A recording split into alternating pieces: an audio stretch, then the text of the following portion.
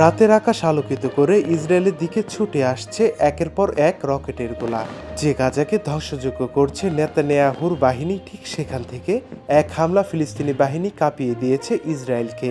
ফিলিস্তিনের আঘাতে অন্যরা চুপ করে থাকলেও মাতৃভূমিকে রক্ষায় নিজেদের সামর্থ্যের সবটুকু দিয়ে লড়াই করছে ফিলিস্তিনের প্রতিরোধ যোদ্ধারা।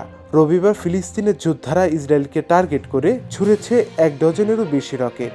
একের পর এক রকেট হামলা ধ্বংসস্তূপে পরিণত হয়েছে ইসরায়েলের বেশ কটি শহর। হতাহত হয়েছে বহু ইসরায়েলি। ইসরায়েলের সুউচ্চ ভবনগুলোতে আঘাত হানে রকেটগুলো। এটি কয়েক মাসের মধ্যে ফিলিস্তিনিদের পক্ষ থেকে সবথেকে বড় হামলা।